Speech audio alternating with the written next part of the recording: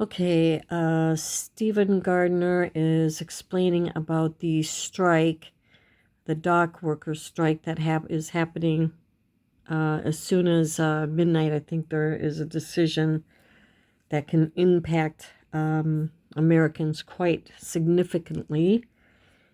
And let's hear what he has to say. Strike could break out as early as tomorrow. This strike would involve dock workers from dozens of major ports on the East Coast, as well as the Gulf of Mexico, Florida, Mississippi, and Louisiana, potentially grinding the U.S. economy down by $5 billion a day. This is not good.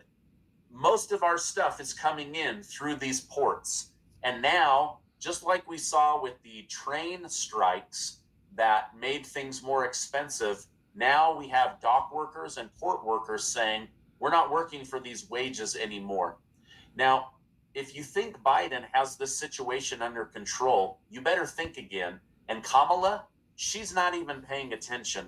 And to make matters worse, during an interview with CNBC, Biden's own Commerce Secretary, Gina Raimondo, literally claimed that she's not even focused on what's going on with this if it were to last longer than a week.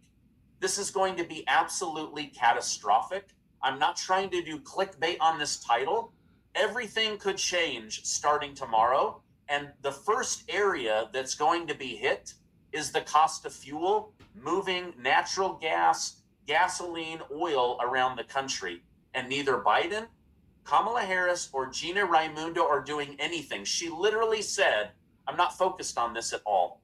This could be horrible. Let me roll a clip on what you could expect in the coming weeks because of these fools. What happens if our seaports go on set for October 1st, so you better share this with everyone. Because if our ports close, everything we depend on closes with it. Let's talk about what would happen within the month of October. On day one, international fuel shipments are the first to feel the impact. Crude oil tankers stuck offshore means no new fuel entering refineries. By the end of the day, concerns spread across industries as gas stations, trucking companies, and airlines brace for immediate shortages. Listen, I'm not trying to scare anybody, but the United States has less than 30 days of diesel fuel in their reserves.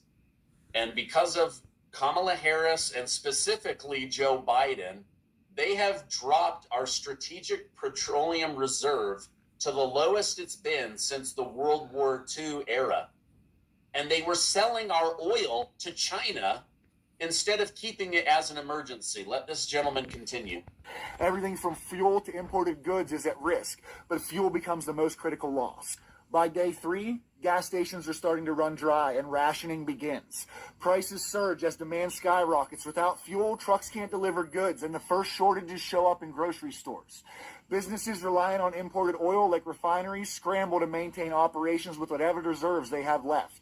The ripple effect starts to hit home. No fuel means no transportation, and without transportation, the flow of goods stops. Day 7, the energy crisis takes hold. Within the first week, the impact of fuel shortage deepens. Trucks, trains, and ships that move essential supplies across the country slow to a halt. Agriculture and manufacturing are crippled, unable to operate without fuel for machinery and transportation. Airlines begin canceling flights, and public transportation services are cut. Gas prices hit all-time highs as panic buying intensifies. By week 2, the power grid struggles and collapse looms. Power plants that rely on imported fuel start to struggle, and blackouts spread as they ration what's left.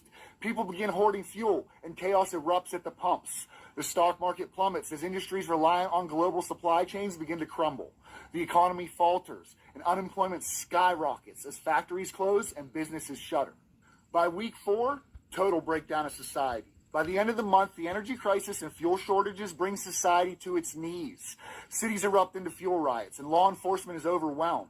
With no fuel, food distribution collapses, and starvation becomes a real threat. Communities are left to fend for themselves as fuel reserves dry up completely, leaving transportation, emergency services, and the economy in ruins. Without ports, crude oil can't get in. Without crude oil, fuel can't be made. Without fuel, everything grinds to a halt. When the fuel stops, America stops. And just so we're clear, this could all happen within the month of October. AP out. When fuel stops, the country stops. And I just want to say that we're seeing the catastrophe of what Hurricane Helene has brought to the East United States, with Florida all the way up to North Carolina, even as far as Tennessee, and the devastation that's going on there.